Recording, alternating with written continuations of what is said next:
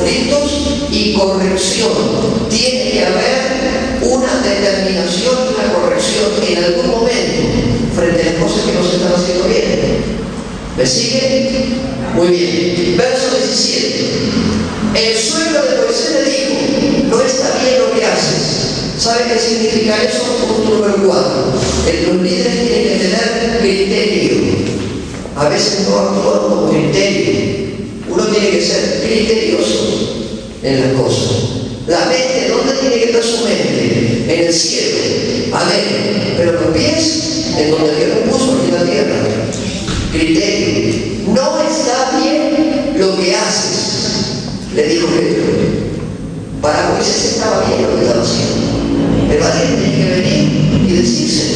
Y bueno, puede tener al pueblo de la mañana, de la tarde, hablando, con el agotamiento que eso implica. No podés hacerlo. Entonces dice que el suegro le habla y le dice: no está bien lo que haces.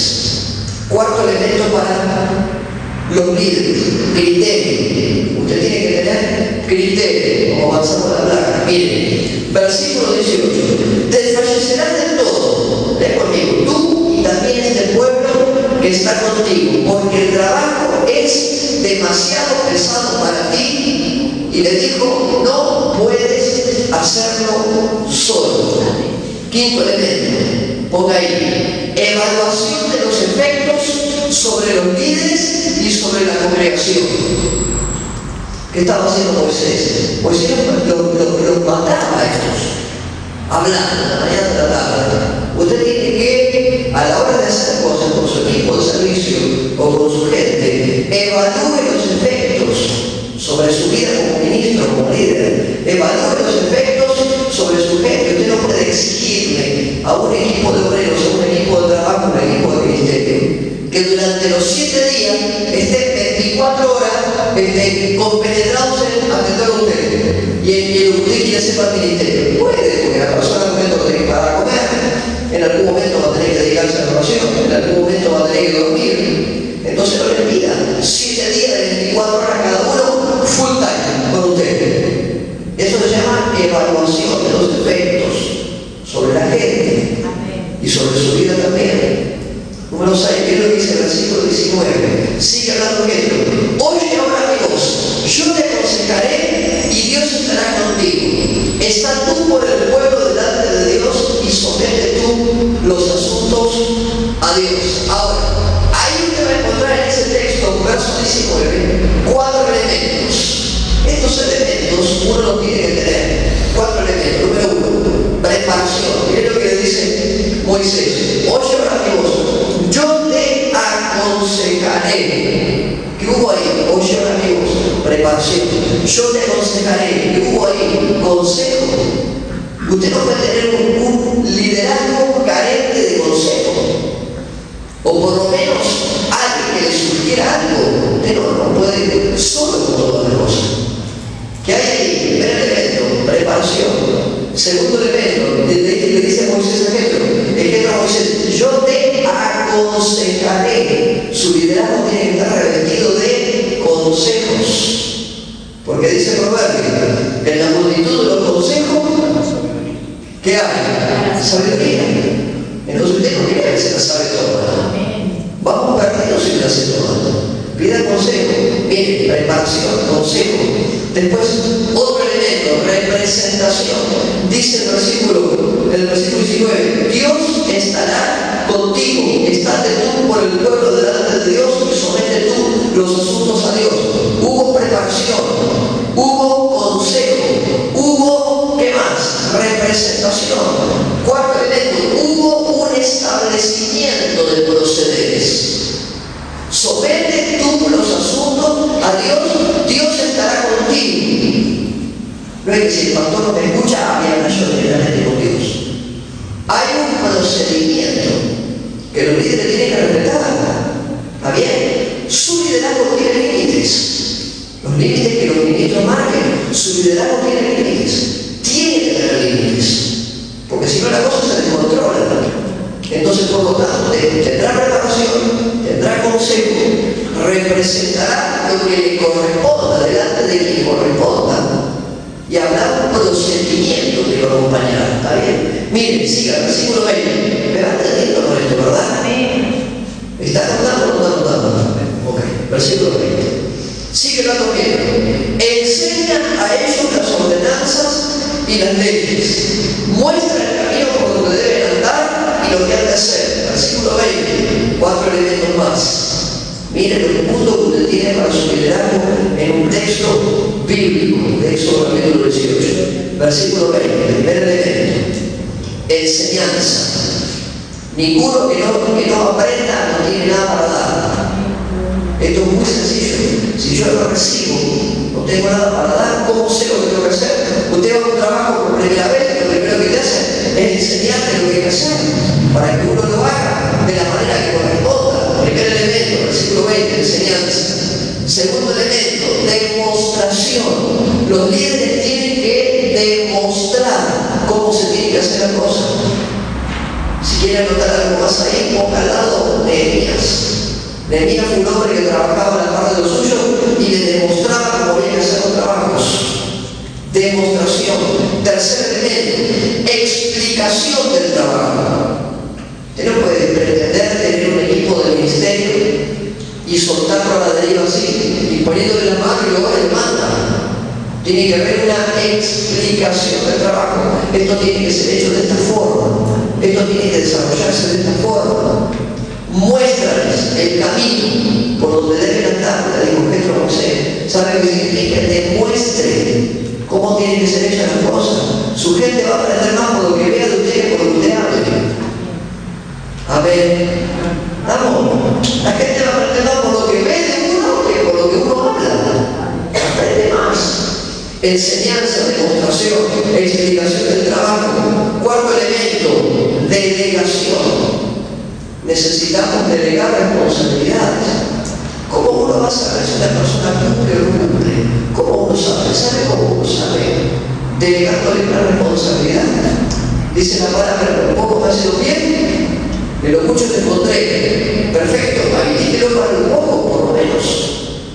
Habilite. Entonces, cuando los líderes, el cuerpo ministerial comienza a delegar responsabilidades sobre ciertas personas específicas, uno empieza a darse cuenta, este responde, este no responde, este está al nivel de lo que se le otorgó, el otro no está al nivel de lo que se le otorgó. Es la única forma de saber. Delegación. Ahora vamos al versículo 21. ¿Estamos de acuerdo con esto, verdad? Amén. ¿Me está siguiendo bien o no? Amén. Ok, versículo 21. Además, escoge tú de entre todo el pueblo varones de virtud, temerosos de Dios, varones de verdad, que aborrezcan la avaricia.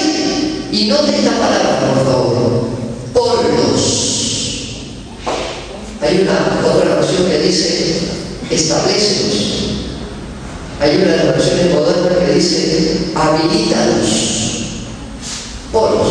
Sobre el pueblo por jefe de millares, de centenas, de 50 y de 10. ¿Qué hay ahí? Versículo 21. 4 elementos. Mire, el primero, selección de personal. Esto le puede resultar un poco chocante que se lo diga de esta forma, pero tiene que haber selección de personal. A su lado le dije, no califica a cualquiera. Uno cree que puede calificar, pero no califica a cualquiera. ¿Quiere poner un ejemplo? Anote ahí, Juan Marcos. Cuando Silas lo quiso llevar, cuando Bernabé lo quiso llevar, no había lugar. No había. Sin embargo, tiempo después, Pablo mismo dijo, ahora sí, tráiganmelo. Estaba capacitado, ya se entrenó, ya había madurado, había crecido. Entonces usted tiene que hacer una selección de personal. Escuche, escoge de entre todo el pueblo. Esa palabra tiene que ver con elegir, tiene que ver con seleccionar, tiene que haber selección de personal. Uno no puede venir el domingo al culto, a la reunión principal y decir, le hace una selección de personal, porque queda mal. No puede hacerlo de esta forma, pero a la hora de seleccionar obreros, líderes, ministros, para la obra del ministerio, como dice Efesios 4:12, usted tiene que seleccionar personas. Primer elemento, selección.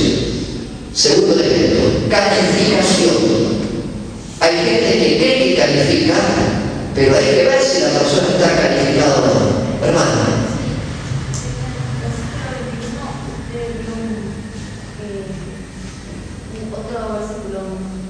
científico que pongan Juan Marcos en el libro de los Hechos, un ejemplo, nota ahí.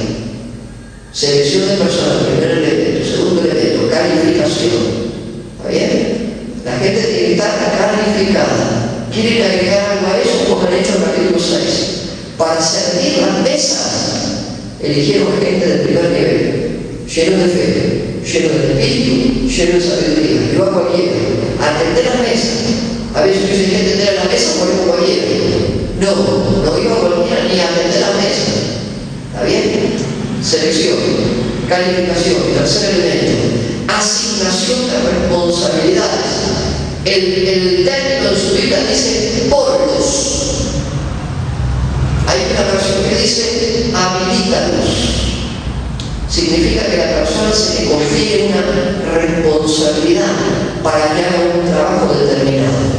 Selección de personal. Gente calificada, gente habilitada. ¿Vamos bien? ¿Estamos? Cuarto elemento. Dice jerarquización y polos. Lea el texto ahí. No me digan eso, no, lea el texto.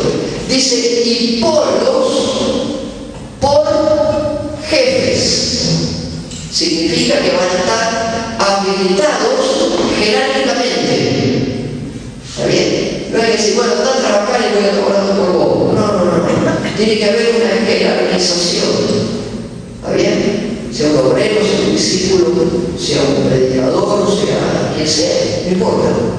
¿Está bien? Verso 21, selección, calificación, asignación de responsabilidades y jerarquización. Vamos bien con esto, ¿verdad? Amén. ¿Me están entendiendo o no me entienden? Amén. Si usted va a hacer una lista de todo esto después, acá va a tener más de 25 principios para establecer un liderazgo correcto. ¿Alguno vio alguna vez en esta intensidad del capítulo 18 del libro de los Hechos de eso? Dígame la verdad. Hay 25 principios, hay más de 25 principios. Entonces, Génesis le habla y muy puntual. Miren, versículo 22. Mira lo que dice el 22. Ellos juzgarán al pueblo en todo tiempo. ¿Quiénes? Los que están habilitados.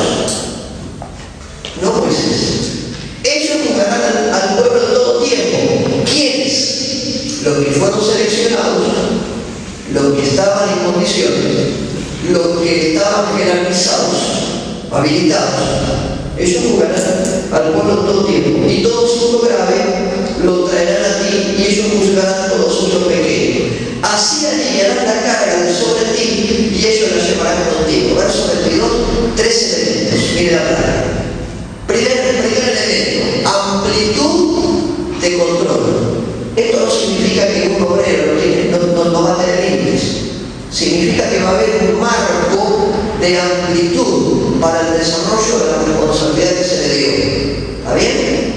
Yo tenía en la iglesia un evangelista, 80, me olvidé hace poco, el evangelista él me decía siempre, dice, pastor, prepare una campaña, porque tengo que pasar a la campaña de la nación, y gente me tenía harto con el tema de la campaña, y queríamos decir, pero evangelizar el barrio, salir puerta por puerta, hacer trabajo en el bautista, un tipo quería campaña, o sea, le dije, listo, te mando una campaña. Sin designar un día, le llamamos la campaña de evangelista. Y cuando llegó el momento de la campaña, promocionamos la campaña en la iglesia. Y se acabó la campaña, y promocionamos la campaña, está todo valor con la campaña. Este hombre trabajaba para la campaña, no había ningún tipo de problema, estaba todo bien. Cuando llega el momento de la primera noche, dice, bueno, ¿y quién va a ser el evangelista? Vos vas a ser el evangelista, no quería la campaña, vos tenés la campaña. Y fulano tal será el evangelista, se enteró el día anterior que iba a ser el evangelista de la campaña. Se terminó el valiente. De verdad se terminó el valiente, no sabe, tuvo que salir un evangelista y vino el evangelista y predicó el evangelista cuando termina la campaña, en el disfrute, en la relación, en las almas nuevas. Este hombre estaba con nosotros y cuando terminé la campaña la hablé y le dije, ¿viste qué hay que hacer? Obrero, ministro, completamente establecido en la práctica, no solamente de palabra. Bueno, pastor, usted me dijo tan rápido me abandonné, usted no tiene que abandonarse. Si Dios te da una posibilidad de eso, usted se sube para la iglesia, no hay problema. La última noche yo para que vengo el evangelio con el pastor y maestro nada más, y me puse evangelio y yo voy a predicar la última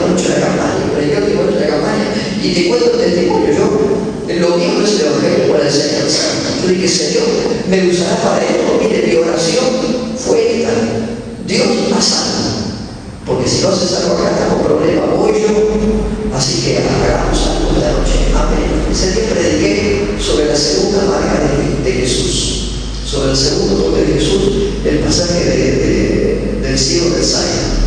Dije, acá hay gente que ha sido tocada por primera vez, que en alguna ocasión Dios le toque, y luego no sabieron nada más del Señor. Dios lo trajo esta noche para su segundo toque.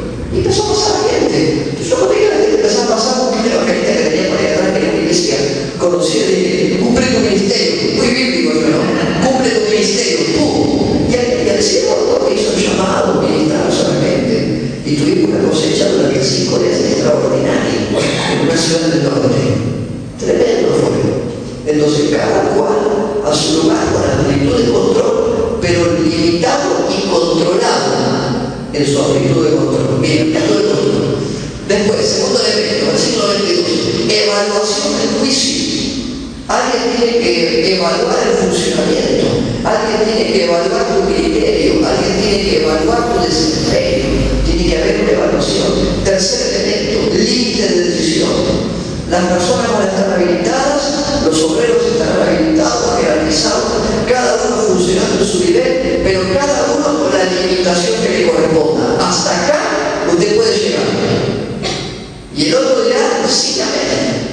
Y si lo poco ha sido fiel, sobre lo mucho se ha puesto. ¿Está entendiendo, verdad? Muy bien con esto. Bueno, muy bien. Versículo 27. 7 y 7, le dijo Pedro. 7 y 7, ¿qué cosa? Cada uno de los elementos que hemos marcado hasta aquí, cada una de las cosas que hemos visto hasta aquí, 7 y 7, en otras palabras, si todo esto que te estoy diciendo lo pones por práctica, verso 23, 7 y 7, y Dios te lo mandaré, tú podrás sostenerte, y mira el resultado. Y también todo este pueblo irá en paz a su casa. De ahí que yo te declaro una cosa. Este pueblo hasta este punto no disfrutaba de paz. No había paz. Jesús le dijo recién ahí, si estos puntos pones por obra, este pueblo se irá a su casa en paz. No sea cosa que lo que usted haga, lo que menos le entregue a la gente, sea paz. ¿Va bien? No sea cosa. Uno tiene que observar muy bien. Verso 23, exposición de los beneficios. 7 y 7, y Dios te lo mandara, tú podrás sostenerte y también este pueblo será en paz a su lugar. Verso 24, miren lo que dice el verso 24. Oyó Moisés la voz de su suegro. Cuando tus ministros te aconsejen, usted escuche. Si no entiende, escuche de vuelta. Si no está de acuerdo, diga sí, amén. Porque por algo hay ministros a quien Dios ha puesto por encima tuyo para direccionar y para enseñar. Amén. Y dice que Moisés oyó la voz de su suegro e hizo todo lo que le dijo. Versículo 24. Ahí tiene que poner, prestar atención y poner por obra. Prestar atención, puse ahí, y ejecutar las cosas que tienen que ser ejecutadas. Díganle amén, ¿verdad? Amén. Preste atención y ejecute, porque si te vienen a hablar, tus ministros te hablan, tus líderes te hablan, aquella persona que está en posición de responsabilidad por encima de ti, te viene a direccionar y a darte una palabra y a marcarte algo, va a ser por el bien tuyo, de los tuyos y de la congregación donde ministras y trabajas. Direccionados. Ahora, versículo 25. Escogió Moisés varones de virtud entre todo Israel y los puso por jefes sobre el pueblo, sobre 1000, sobre 100, sobre 50 y sobre 10. Próximo elemento, selección y establecimiento. Usted va a seleccionar personal, no va a trabajar con cualquiera, seleccionará personal. Dios tiene planes para todos, sí, amén. Pero no todo califica a la orden de la habilitación o al momento de la habilitación. Selección y establecimiento. Versículo 26. Y cerramos este punto. Miren, y juzgaban al pueblo de todo tiempo. Ahora, miren, el procedimiento no está limitado a los cultos. Hay ministros que son gigantes en los cultos. Por favor, los saca del culto y los saca a trabajar. Un ministro es en el culto y fuera del culto, lo que debe ser, está bien, juzgaban al pueblo en todo tiempo. Lea el texto. Miren, versículo 26. Juzgaban al pueblo en todo tiempo. Su trabajo no está limitado a un momento de reunión. En todo tiempo usted sea lo que Dios determine que usted sea. El asunto difícil lo traía a Moisés. Su asunto difícil usted lo llevará a sus líderes, a sus ministros. Y termina diciendo, y ellos juzgaban los asuntos pequeños. Y despidió Moisés a su suegro, y su suegro se fue al anonimato de nuevo, a su tierra. ¿Está bien? Último punto, evaluación y práctica de los principios establecidos. Eso habla que tiene que haber un seguimiento de las cosas. No es que te juzgo y vos para que te mando y voy a orar por vos para que no te sirva. Tiene que haber un seguimiento en las cosas. Y dice que Jethro se fue a su casa. ¿Estamos de acuerdo con esto, verdad? Si usted saca palabra por palabra que dijimos en esta lista, directamente usted va a tener ahí, sencillamente, más de 25 principios de liderazgo que Jethro le enseñó a Moisés. Luego usted se vaya a su casa y haga un trabajito. Léase Éxodo 18 por día hasta que se le meta bien la sangre. ¿Está bien? Entonces su liderazgo, su servicio va a ser distintivo. Ahora, vimos esto en el Antiguo Testamento, que había un hombre que fue aconsejado por su suegro, llamado Moisés, como el liderazgo de Jesús. El método que utilizó Jesús para liderar tiene algunas habilidades que son muy interesantes también. Cuando uno ve su liderazgo se encuentra con cosas muy fuertes. Mire, el pasaje clave del liderazgo de Jesús es Marcos capítulo 10, versículo 45. Mire, Nilo Hugo, ¿sabe qué dice? Se lo digo que se acuerda. El Hijo del Hombre no vino para ser servido, sino para servir. Amén. Servir. ¿Y qué? Y dar su vida por los demás. Ahí usted ve, cuando yo le dije desde el primer día, que a partir del momento en que se te habilita para una posición de servicio o liderazgo, su vida queda de costado, sus intereses quedan de costado y empiezan a priorizarse los objetivos del equipo del ministerio. Usted deja de hablar en términos de yo y empieza a hablar en términos de nosotros.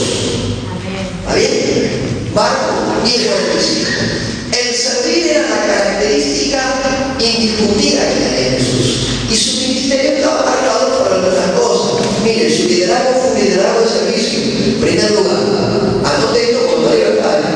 Su liderazgo fue, en primer lugar, un liderazgo de servicio. En segundo lugar, su liderazgo fue un liderazgo de enseñanza y de formación. ¿Cómo es que hizo Jesús? Discipulaba, enseñaba, hacía milagros, discipulaba, hacía milagros, enseñaba, formaba, hablaba, predicaba, formaba. Su liderazgo estuvo marcada por la enseñanza y la formación. Durante 3 años y medio formó la vida de 12 hombres, que con 2 prédicas de uno de ellos se añadieron 8.000 a la iglesia del primer siglo. 3.000 la primera vez, 5.000 la segunda vez, pero digo Pedro. Fruto de la enseñanza y la formación. Su liderazgo fue un liderazgo, tercer aspecto, que exigía obediencia incondicional. ¿Está bien? ¿Se acuerda cuando Jesús le habla al joven rico? Señor, yo quiero seguirte por amén. Vende todo lo que tiene, todo lo que tiene, entrégalo y síguele. Y se le has hecho el discípulo. Y se pudrió todo ahí. ¿Está bien? Exigía obediencia. Cuarto aspecto, su liderazgo fue un liderazgo redentor. ¿Qué significa la palabra redentor? Significa que su liderazgo fue un liderazgo de restauración, de perdón, de sanidad, de misericordia, de hacer ejercicio de lo que él había dicho que venía. Cuando le trajeron a la mujer adúltera, la mujer pecada en la situación de adulterio, dice que estaba escribiendo en tierra y él le dijo Jesús. La frase es muy contundente. Listo, muchachos, ningún problema. Según la ley judía, la vamos a pedrear, listo, perfecto, ningún problema. Más es que esté libre de culpa que tire la primera piedra. No miedo a nadie ahí. Ahora, cuando le hablan a la mujer, cada acto redentivo tiene una comisión. No es que todo es gratis en la vida. Cada acto redentivo tiene condición. Dijo, ¿dónde están los que te acusan? Ninguno se fue. Le dijo, vete, pero junto con el vete, no peques más. ¿Está bien? Y con tantos otros casos, liderazgo de servicio, de enseñanza y de formación, un liderazgo de obediencia y un liderazgo redentor. Mire, en según Filipenses, capítulo 2, un texto que usted ya conoce, yo no le pedí que lo busque, pero seguramente usted ha leído alguna vez Filipenses capítulo 2. En Filipenses capítulo 2 hay una progresión que se da. Mire, Míreme, hay una progresión. Hoy hablamos de escaleras. Usted mira lo que dice Filipenses capítulo 2 como una escalera, usted va a ver que Jesús descendió a tal punto para ser luego ascendido nuevamente. Entonces eso se ve muy claro en Filipenses capítulo 2. Ahí va a encontrar, por ejemplo, que Jesús tuvo que renunciar. En el liderazgo usted va a tener que renunciar a algo, o a muchas cosas. A algo va a tener que renunciar. No es que decir, ay, pero ahora voy a tener todo lo que tengo y encima que hacer líder. Va a tener que renunciar a algo. Intereses personales. Por ejemplo, renunciar a sus intereses para darle lugar a los intereses del equipo de trabajo. ¿Está bien? Tuvo que renunciar. Número 2, tuvo que despojarse. Número 3, tuvo que tomar forma de siervo. Cuesta. Yo no estoy diciendo que es fácil. No me van a escuchar de que voy a salir la palabra, esto es fácil. Esto te va a consultar, te va a doler, toda incisión genera dolor.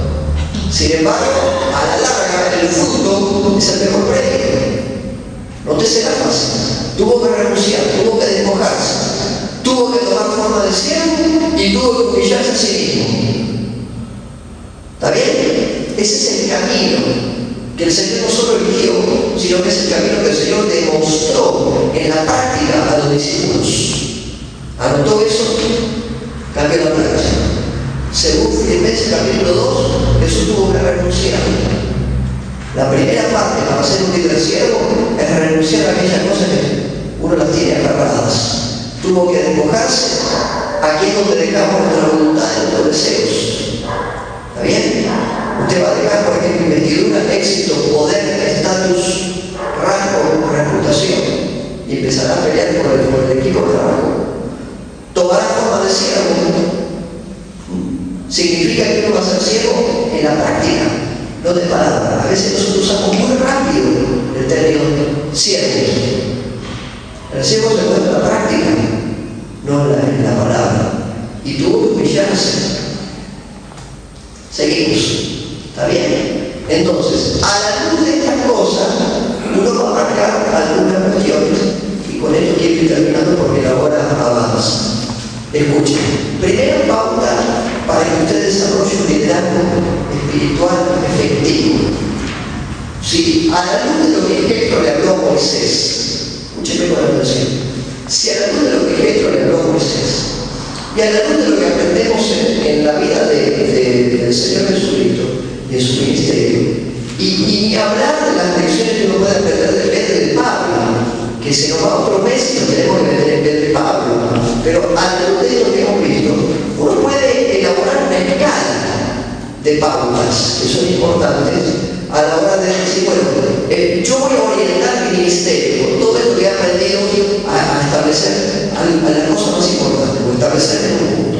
Ese es el punto en donde vamos. Primera pauta para desarrollar un liderazgo efectivo. Número 1, usted tiene que tener un profundo equilibrio y madurez en su vida personal. ¿Sabe qué significa eso? Ser persona de una sola pieza. Usted no cree que usted va a venir a la iglesia y va a hacer una cosa en la iglesia y en su casa va a hacer lo que se le ocurra. No. Y en el trabajo, bueno, usted va a ser una persona de una sola pieza. Primera pauta, profundo equilibrio y madurez en su vida personal. Yo me pongo, por ejemplo, es muy difícil separar la vida profesional de la vida personal. Si quiere cambiar la palabra profesional, cambiaré y pongaré ministerial. Es muy difícil tener una vida como ministro y tener una vida personal aparte. No se puede. ¿Me entiende esto, verdad? No se puede. El líder suele actuar con el mismo nivel de exigencia, de búsqueda de excelencia, de comportamiento ético en todas sus áreas, ya sea personal, familiar, laboral, ministerial, el que realmente es ministro, el mismo condicionamiento ético. Cuando se quiebra el velo, ¿se acuerdan cuando el Señor muere en la cruz y se arranca el velo? ¿Por qué fue tan fuerte el impacto del velo roto? Y me dice, pastor, porque se abrió la entrada a la presencia del Señor para todos. Está bien la respuesta, no está mal la respuesta. Piénselo desde el punto de vista del judío. ¿Por qué al judío le impactó tanto ver cómo se arrancó el velo? Yo entonces lo pregunté a un rabino. ¿Sabes lo que me dijo el rabino? Porque el velo estaba hecho de una textura que era tan uniforme que era toda una sola pieza. O sea, que ese velo se rasgara al medio implicaba que lo que era de una sola textura había sido cortado. Por eso el impacto fue tan grande. Cuando un ministro en el área de su carácter o en su área personal produce un tipo de quiebre, arrastra, genera toda una serie de situaciones que vamos a hablar hoy, pero genera una serie de situaciones muy difíciles. Por eso los ministros tienen que ser de una sola pieza, de una sola textura. Usted será de iglesia, lo mismo que será su casa y viceversa. No puede haber una doble vida en la barra de un obrero, ¿está bien? Es muy difícil separar la vida del interior de la persona. ¿Me está entendiendo? Ok, seguimos. El líder debe ser una persona coherente, capaz de mantenerse fiel a sus principios y de no renunciar a ellos en pro de su carrera profesional, personal, ministerial o como se llame. Usted será coherente, fiel a algo, llevar el ministerio por lo que Dios le concedió al lugar donde tiene que ir. El líder tiene que ser capaz de defender sus principios, aunque esto le pueda suponer contratiempos. No importa. Pero usted tiene que ser capaz de defender principios. Ahí dice profesionales, pongan esta palabra si quiere, pongan ministeriales. Pero si usted tiene un valor agregado ministerial, lo tiene que defender. No lo tiene que defender. Porque se te ha concedido una habilitación, se te otorgó una responsabilidad, alguien confió en ti. Estamos. Entonces uno no puede fallar a esas cosas. ¿Me están entendiendo, verdad? Primera pauta, la dejamos ahí. Segunda pauta, comunicar la visión y motivar a las personas. Uno tiene que ser un buen comunicador y un líder tiene que ser un buen motivador. Si usted no puede conjugar estas dos cosas, tenemos un problema muy serio. Comunicar la visión y motivar a las personas.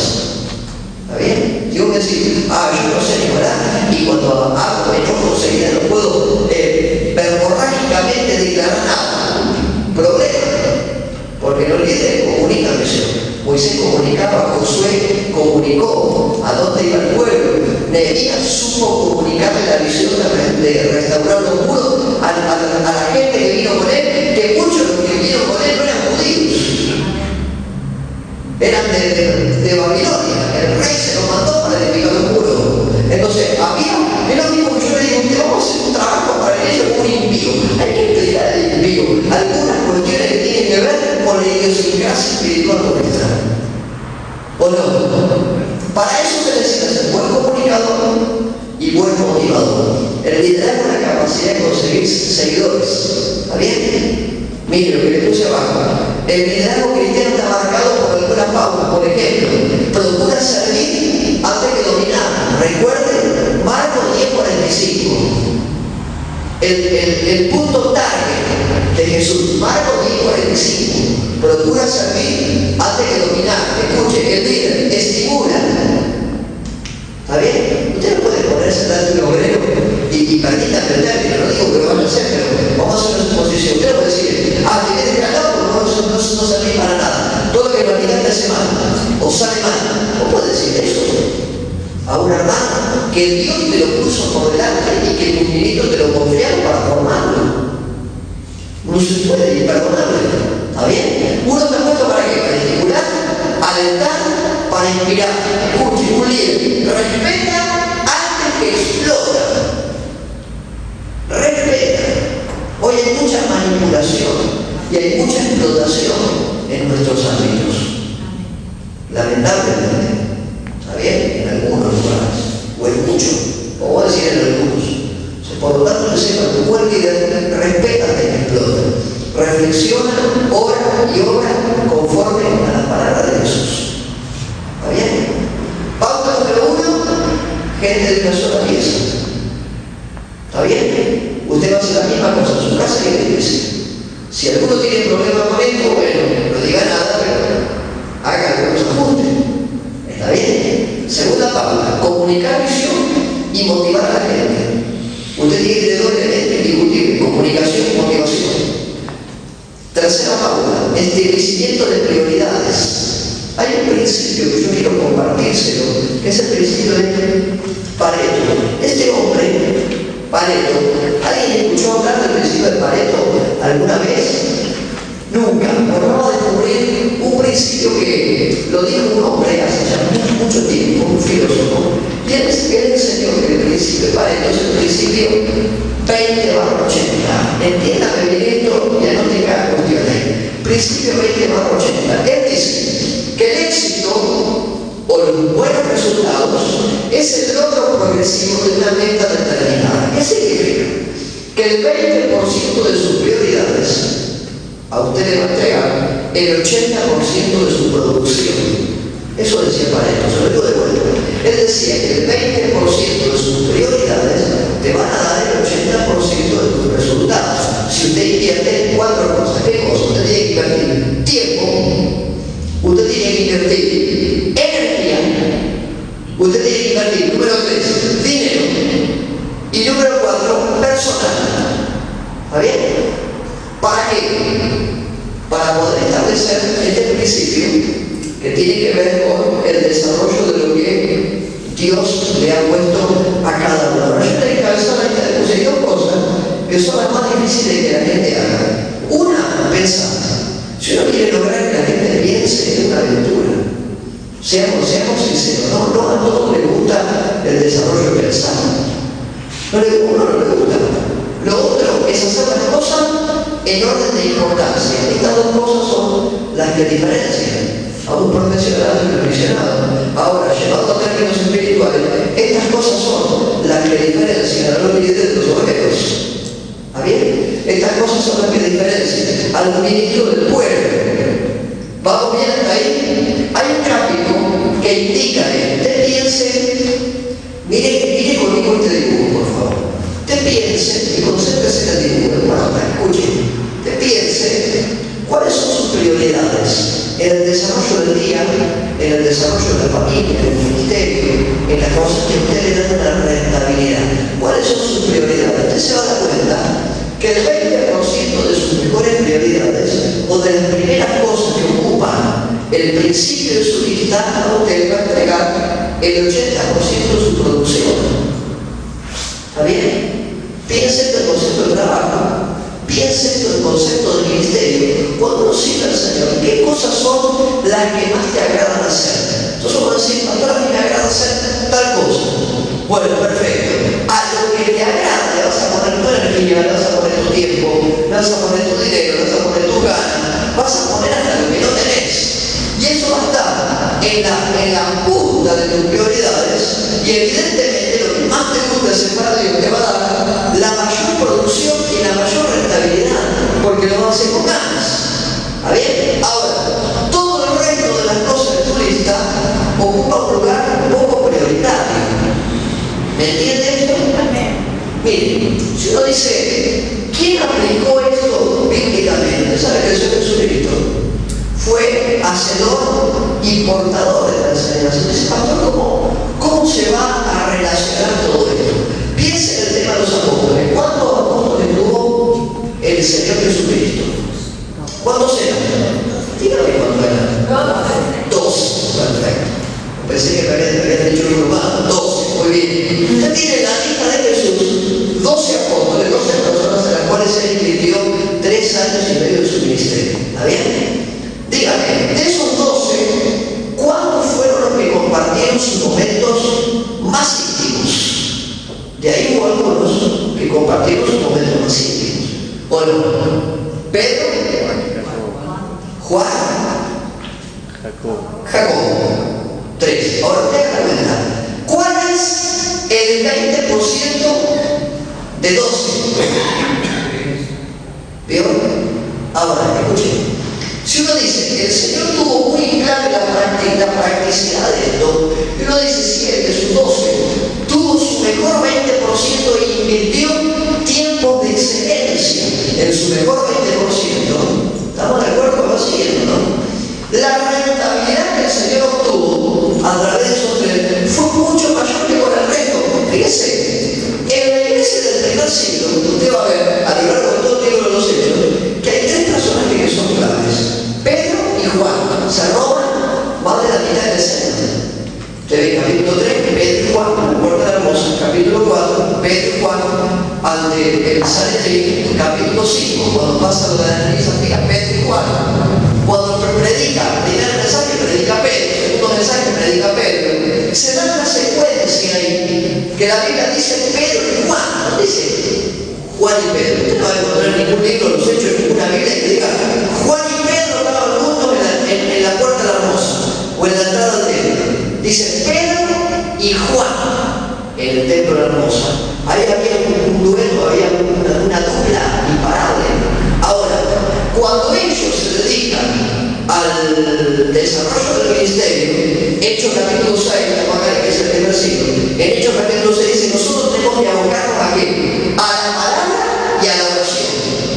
Por lo tanto, si nos vamos a dedicar al trabajo apostólico, que como apóstoles tenemos que desarrollar, vamos a poner a alguien al frente de la obra de Jerusalén. La iglesia más grande, la iglesia matriz, la iglesia madre, era la iglesia de Jerusalén. Si Pedro y Juan estaban en misión apostólica, ¿quién fue a la iglesia de Jerusalén a pastorear? Jacobo. 3. ¿A dónde? En su mejor 20% entre los 12 apóstoles, rescató a 3 que fueron su mejor 20%, y su mejor 20%, cuando uno lee el libro de los Hechos, se encuentra que hicieron el 80% del trabajo que fue necesario dirigir en la iglesia del primer siglo.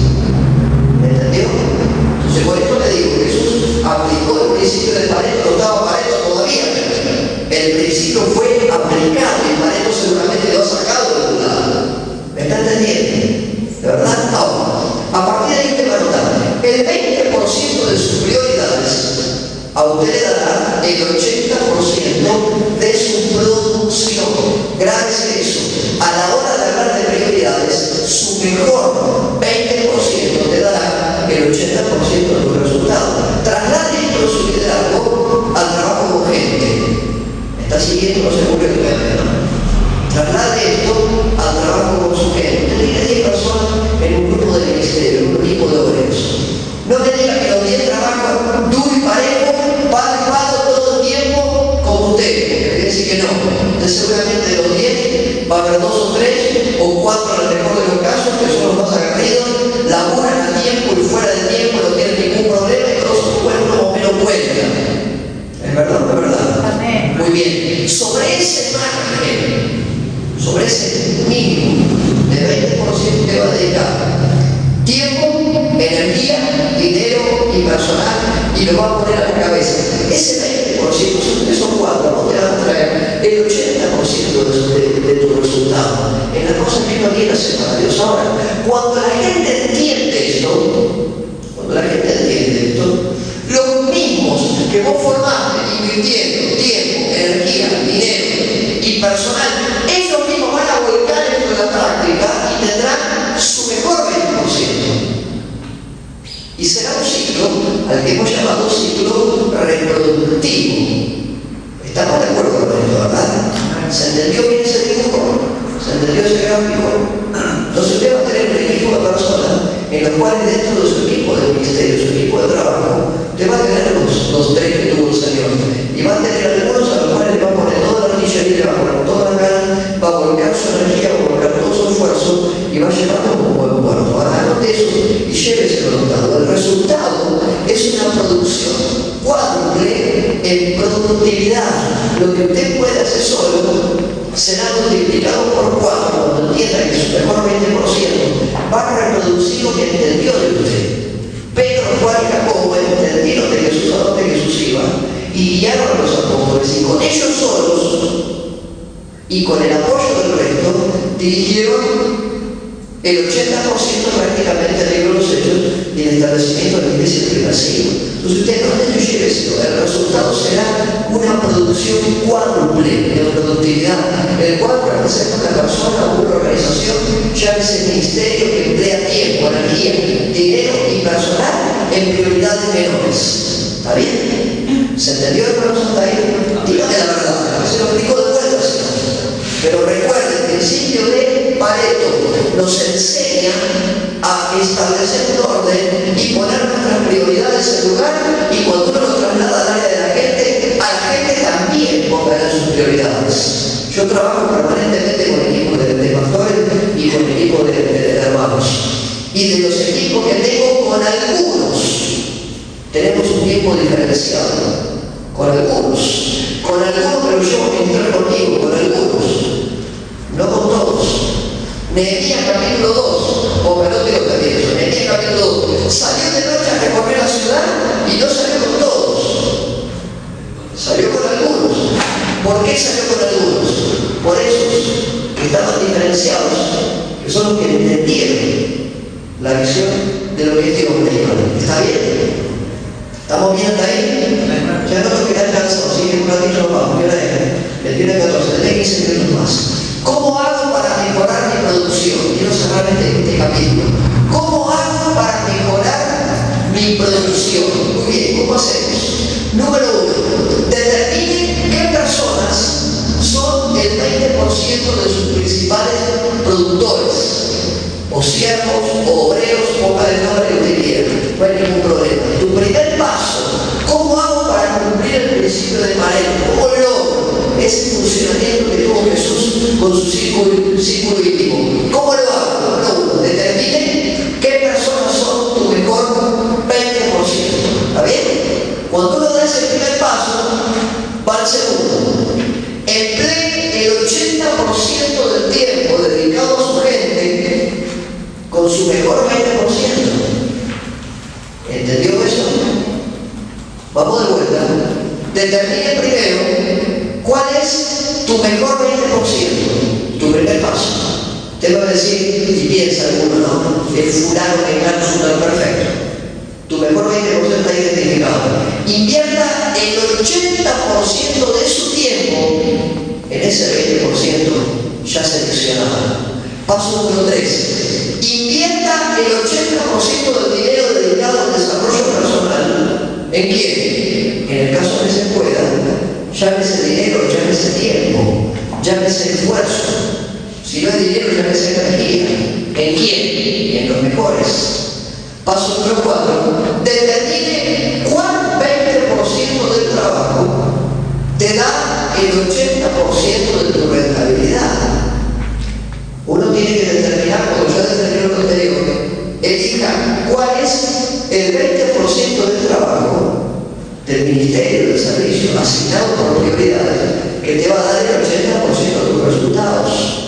Capacítelo o búsquese a alguien para que haga el resto, pero mientras usted concentrado acá, esto libera tu vida para hacer lo que uno hace mejor. El Señor Jesucristo se dedicó a qué? Enseñar y formar, enseñar y formar, enseñar y formar. Yo soy medio apático cuando lo mío me digo que no trabajo con la gente, trabajo con los ministros. Entonces la gente me dice, pero el pastor está medio apático. No es que sea apático, estoy concentrado en lo que tengo que trabajar. Yo tengo que desarrollar mis pastores, tengo que desarrollar los obreros, tengo que desarrollar los ministros, y estoy enfocado ahí. Si puedo atender a algún hermano, con todo gusto lo hago, pero estoy enfocado en lo que tengo que enfocarme. Tengo gente y tengo pastores que se ocupan de qué? Del resto. Mi concentración está ahí. Por último, pídale a su 20% que vaya proyectándose a ver cómo va a elegir de su equipo a lo que van a ser su mejor 20%. Y esto va a ser un ciclo reproductivo que tiene piso, pero que no tiene techo. ¿Está bien? ¿Estamos de acuerdo hasta ahí, verdad? Ok. Vamos un pasito más. Principios para establecer prioridades, y con esto terminamos. Anote esto, por favor. El arte de ser sabio, esto es algo que dijo un viejo sabio. No un pastor que yo tenía hace muchos años, holandés, un hombre que dirigió el Evangelio 60 años, que yo llevo. Él decía, el arte de ser sabio es el arte de saber qué cosas hay que pasar por alto.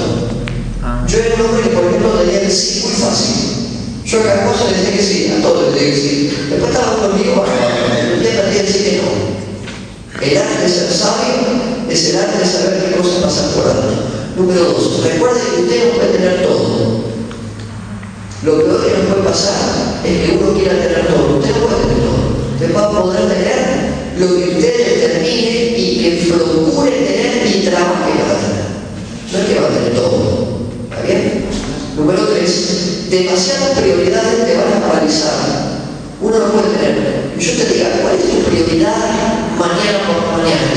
Tengo 10. Y sabes que te contesto, de la 10 no va a ser ninguna. Va a llegar a vivir sin nada. De verdad. Porque demasiadas prioridades te paralizan. Uno tiene que tener un organigrama específico. Mis prioridades son estas. Yo estoy organizado así. Yo tengo una organización, por ejemplo. Si alguno algún día va a mi casa, que está la posibilidad de poder algún día alguno va a mi casa, vos vas a entrar a mi cocina, vas a ver un papel que son 4 hojas, 4 con un chorizo largo así pegado en la heladera. ¿Está bien? Ahí tengo los compromisos que tengo que cumplir.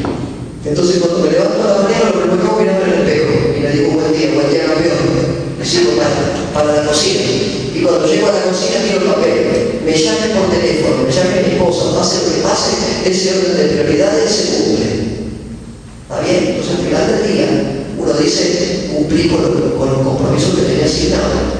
Número 4, cuando las pequeñas prioridades demandan mucho de nosotros, surgen grandes problemas. A veces uno está metido siempre en las cosas pequeñas, y uno está ahí metido y quiere resolver cosas que por ahí son simples de resolver. Y uno por resolver las cosas chicas se olvida de que hay cosas muy más importantes que las está bateando por otro lado. Los plazos y las emergencias nos obligan a establecer prioridades. Usted tiene una factura de la luz y de un margen de prioridad para pagarla.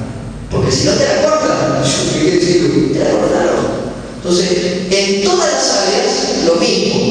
Muy a menudo aprendemos muy tarde lo que verdaderamente es algo importante. A veces es tarde cuando uno aprende las cosas que realmente son importantes. Por un factor, confundimos lo urgente con lo importante. Y hay cosas que son importantes y hay cosas que son urgentes. Dele prioridad a lo importante, no siempre lo urgente. ¿Está bien? Haga como el Señor Jesús que tuvo que guardar. Jesús en algunas ocasiones guardaba silencio. Y como guardaba silencio, no se ponía el reloj como guardaba silencio. Hasta que por allá abajo hizo una parábola. Y con la parábola respondía a todos los saqueos. ¿Está bien? Aprenda de estas pautas. Metas el principio de Pareto, sépase de memoria y practique. Va a haber más rentables. Cuando sigamos a la próxima, seguimos con ser personas de integridad, el jueves que viene. Amén. Dios nos bendiga ricamente y nos encontramos el próximo jueves. Si no entendió algo, recuerda, no entendió algo, no se lo calle. Pregunte, habla o le dice a Hilda o al pastor Renato y lo explicamos enseguida de nuevo. Tenemos todo el tiempo para que usted aprenda. ¿Estamos de acuerdo con eso, verdad? No se quede ninguno sin entender algún consejo. Dios los bendiga. Nos vemos el jueves que viene.